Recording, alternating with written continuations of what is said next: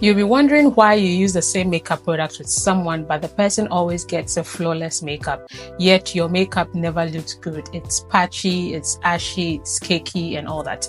It just depends in the technique they use in applying and how you also apply your makeup. Today, I'm going to be sharing with you some mistakes you do when you're applying your makeup, which does not help your makeup turn out flawless.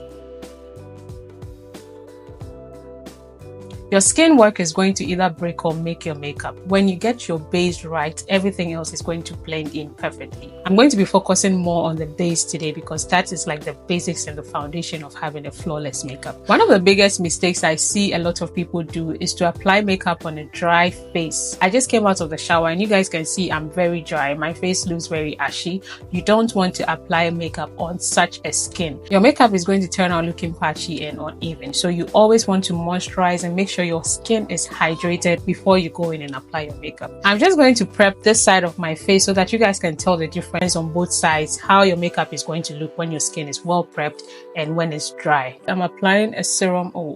I'm using the Good Molecules discoloration serum. That's what I use. Whatever skin type you have, always go in with a moisturizer.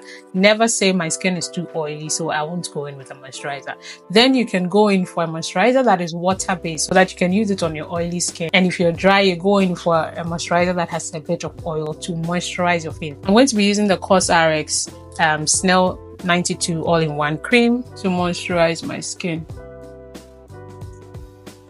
You're going to leave this to settle into your skin for a while. You don't also want to apply makeup immediately after you prep your skin. You have to wait for about a minute or two for everything to sink in. Then you can go in with your starters. I know you can already tell the difference from both sides. This side is really rejuvenated and this side is so dull.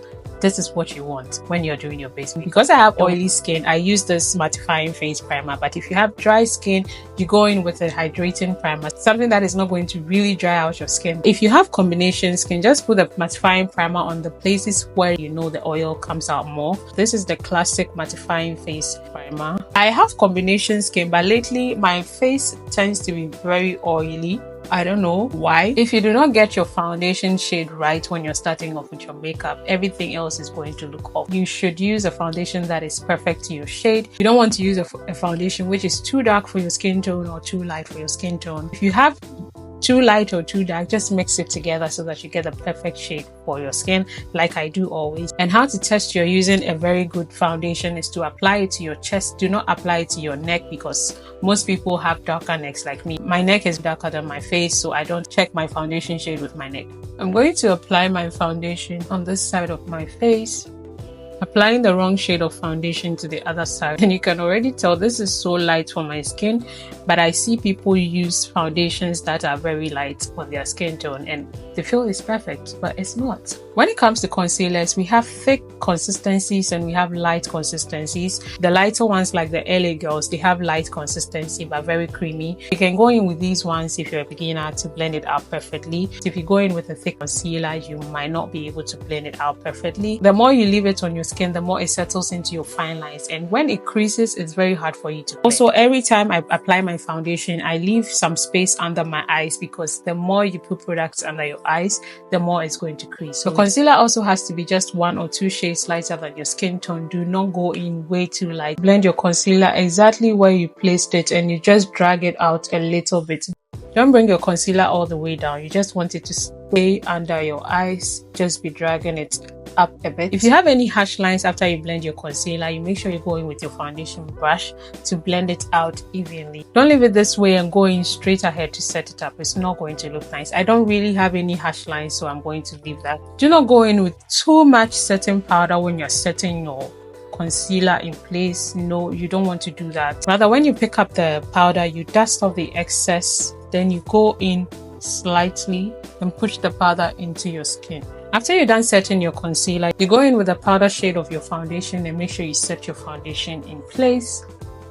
You do not want to go in with the wrong shade of powder to set your foundation in place. And with the same brush, I lightly dust off any excess powder underneath my eyes. When it comes to contouring your face, you do not want to go in with a lot of product at once. You don't want to do this. You want to be light-handed with it. You go in with little product at a time. You build up the shade and you don't go in with too much product at once. Your blush is not supposed to be mixed with your contour like this. That is not how you apply a blush. Rather, you pick a little bit of blush, dust off the excess, then you go on top of your contour and you do not go in with a lot of product. And that's how you apply a blush to get that lifted face effect. Your highlight is also going to be on the temples of your cheeks and then blend it on top of your blush. And you make sure you get a highlight that blends into your skin and does not sit on your skin. Going in with the wrong shade of highlight will also look too harsh and your highlight is not going to properly blend into your skin. After you're done with your base, you make sure you go in with a certain spray to make your makeup look more like skin and also take off that powdery effect. These are some of the mistakes beginners make when they are applying their makeup. If you avoid these mistakes, your base is going to look this flawless and you're not going to be walking around with this type of makeup. Comment below if this was helpful to you and don't forget to like, subscribe, share this video to your friends who also need to avoid these mistakes so that they can better their makeup game. Thank you guys so much for watching and I'll see you in my next one. Bye.